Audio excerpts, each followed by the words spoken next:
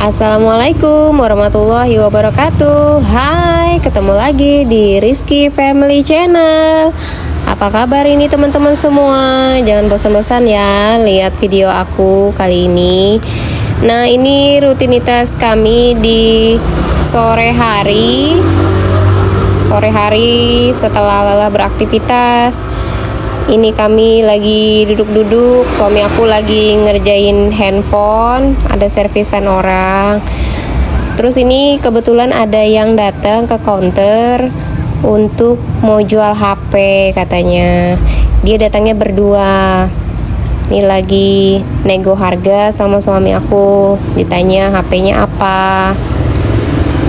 Terus dia juga buka harga gitu ya, untuk ditanya berapa mau jualnya. Ini aku lagi kasih contoh kotaknya yang dia bawa. Ini suami aku lagi cek harga pasarannya lagi, terus bilang ke orangnya, mau dijual berapa emang? Kalau kita 1 juta. Suami aku bilang nggak bisa karena harga yang dia tawarkan untuk dia jual ke kami itu tidak masuk. Jadi kita kan kalau misalnya orang jual, kita harus menjual kembali gitu loh. Jadi HP itu tidak sebagai pajangan lagi, atau karena kalau dia sudah taruh harga tinggi, kita mau jual harga berapa gitu loh teman-teman. Jadi masih orangnya tetap menego harga, katanya bisakah sekian gitu. Suami aku bilang nggak bisa. Terus nggak lama yaudah dia pergi. Nah, ini aku lagi ke dapur tadi ya, nyiapin teh karena suami aku tadi habis dari belanja spare part, sekalian beli donat. Nah, donatnya ini murah meriah ya untuk di Samarinda ini. Harganya satu kotak ini 22.000. Aku lupa kemarin itu isinya berapa, aku nggak hitungin.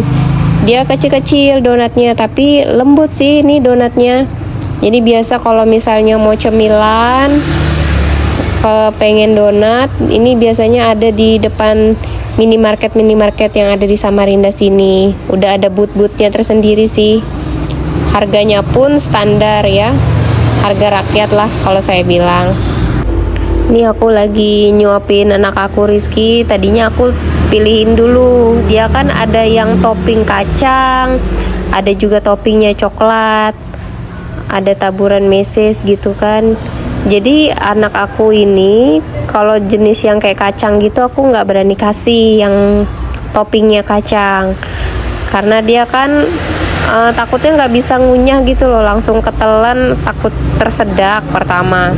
Terus yang kedua, anak aku kan pernah dulunya itu di saat usia dia 5 bulan, sekarang kan baru 2 tahun ya, di usia dia 5 bulan itu sudah menjalani yang namanya operasi usus, operasi besar ya teman-teman.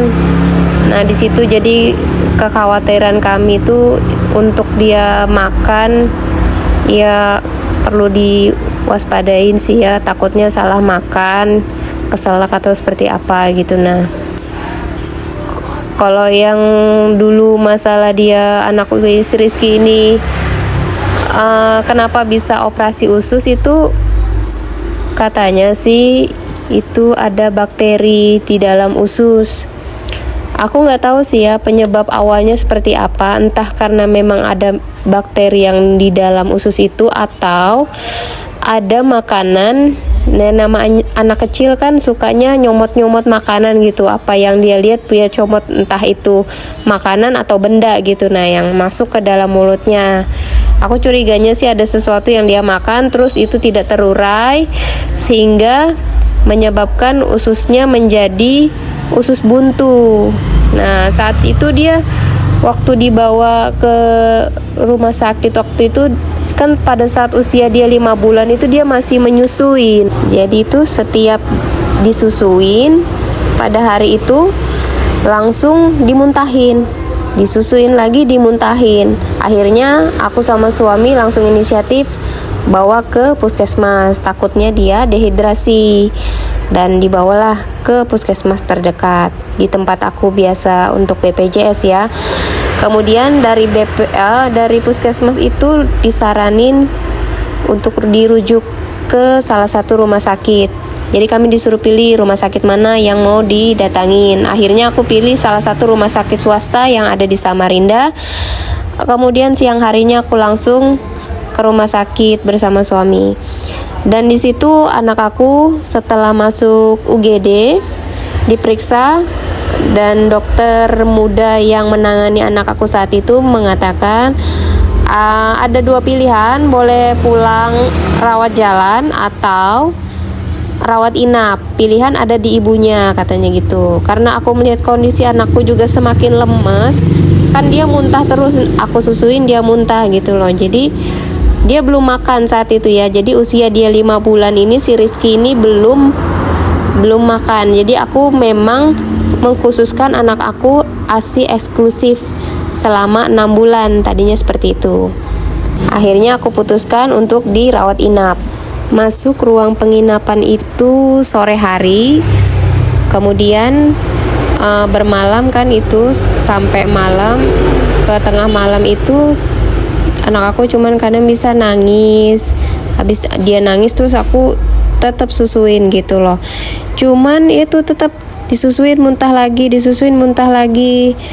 Itu kalau untuk jarum infus itu sudah nggak kehitung ya berapa kali tusukan, karena namanya dia kan anak kecil suka ngerewel gitu kan, jadi kadang infusnya lepas, cucuk lagi, entah berapa kali sudah itu. Sampai akhirnya keesokan harinya itu sore hari, itu perutnya itu udah kayak orang perut lapar gitu loh, kerutuk. Nah pas sudah nggak lama kayak ada suara pup.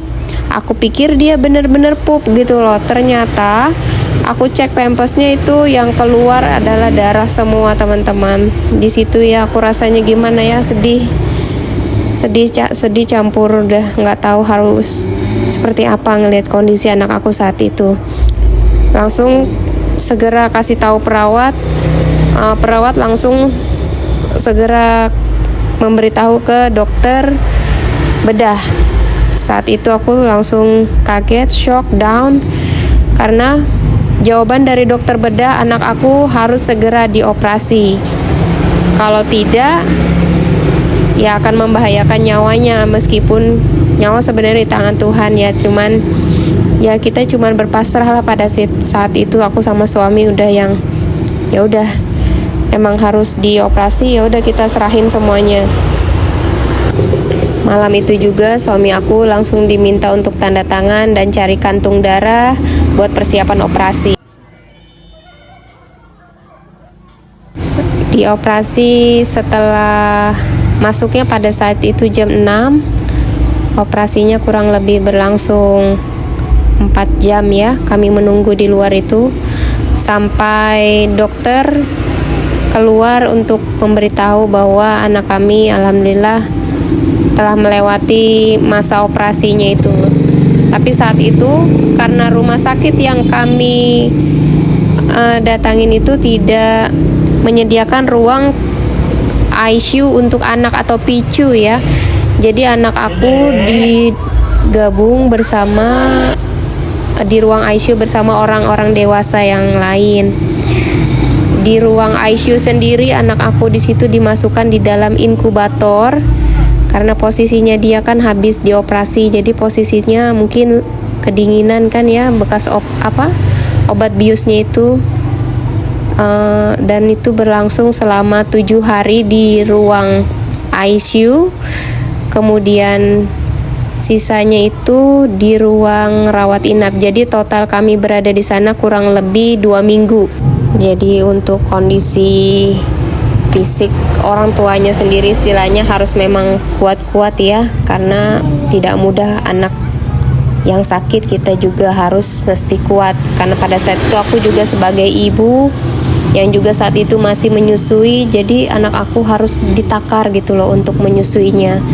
Dia setelah operasi itu harus 3 hari untuk puasa. Di sini aku juga mau ucapin terima kasih kepada Bapak Dokter Dadi, salah satu dokter bedah anak, kalau aku bilang terbaik, the best Bapak di Samarinda, Kalimantan Timur. Sekali lagi saya ucapkan terima kasih banyak ya Pak. Ya Allah, saya sedih banget. Sampai saya sendiri berdoa pada saat itu, ya Allah semoga anak saya bisa menjadi dokter bedah anak seperti Pak Dadik. Terima kasih banyak Pak, dan terima kasih buat teman-teman semua yang sudah mendengarkan curhatan aku kali ini. Sekian dulu video dari saya. Wassalamualaikum warahmatullahi wabarakatuh.